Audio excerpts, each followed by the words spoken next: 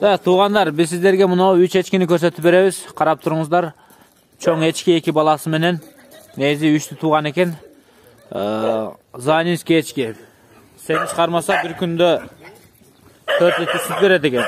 Ана маткасы жакшы, көптү тууйт дейт. Орто жаштагы echki экен тугандар.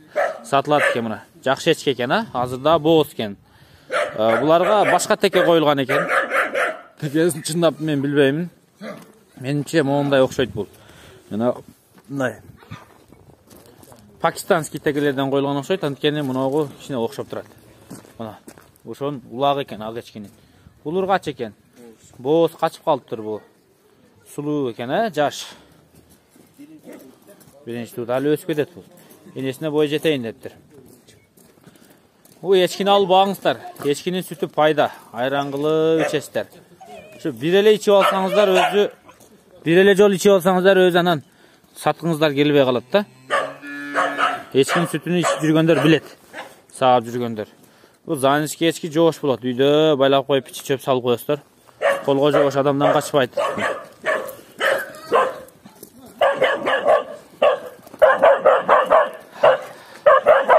Бугандар үчөөнө 50 миң сом сурап атыр. Мына тек экен. Пустары жоон, Буларды улакка баксаңыздар болот азыр. Же болбосо мынасыл чоңойгондо бою бийик болот. Ушуну кайра echkilерге коюп, жөнөкөй echkilерге урус катары колдонсоңуздар болот тугандар. Экран астынан номерлерге чалыңыздар. Адреси Чүй облусу, Сокулук району, Тачасуу айылы, Бишкектеги Манас аэропортунун жанында. Мына ушундай тугандар. Тетиги мага өлө жакты. Амон сау ичсең баргай.